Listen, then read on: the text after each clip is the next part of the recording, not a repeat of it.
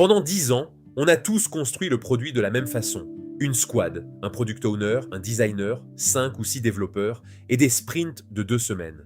En 2026, ce modèle se fissure, pas à cause d'une nouvelle méthode agile, à cause des agents IA. Aujourd'hui, un agent peut analyser des centaines de verbatim clients, coder une fonctionnalité en quelques minutes et tester 3 variantes pendant que vous dormez. Alors la vraie question n'est plus comment livrer plus vite, c'est à quoi ressemble une équipe produit quand la machine fait une partie du travail. Reprenons la squad classique. Le product owner priorise, le designer conçoit, les développeurs construisent, la QA valide, c'est un relais, chaque maillon attend le précédent, et le goulot d'étranglement, historiquement, c'était la capacité à produire. On manquait toujours de mains pour coder. Toute l'agilité a été pensée pour ça. Découper, prioriser, livrer par incrément pour ne pas gaspiller cette capacité rare. Les agents IA renversent cette équation. La discovery, un agent synthétise les interviews et fait la veille concurrentielle en continu. Le code, le vibe coding permet de valider une idée en heures, plus en sprint. Les tests, la documentation, le support de premier niveau, automatisable.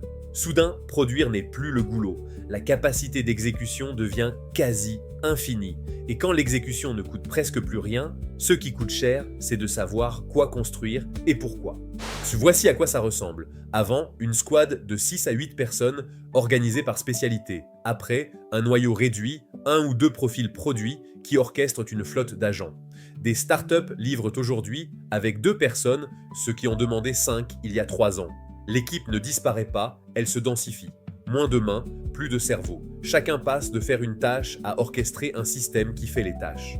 D'où l'émergence d'un nouveau profil hybride, capable de concevoir un produit, d'en piloter la croissance et d'orchestrer des agents autonomes. Ce n'est plus product owner ou développeur ou data analyst, c'est quelqu'un qui formule l'intention, cadre le problème et sait déléguer l'exécution à la machine tout en gardant le jugement.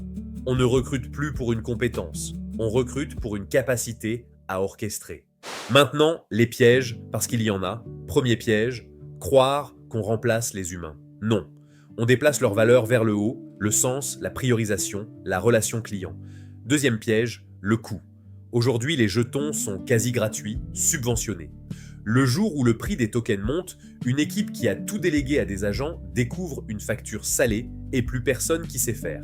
Troisième piège, l'illusion de vitesse. Produire vite de mauvaises fonctionnalités, c'est juste se tromper plus vite.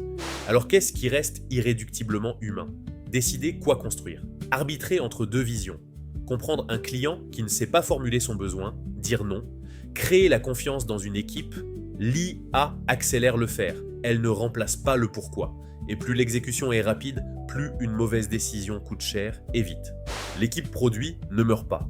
Elle mue, de petites équipes ultra outillées qui orchestrent des agents au lieu d'empiler des tâches et le rôle du leader devient central.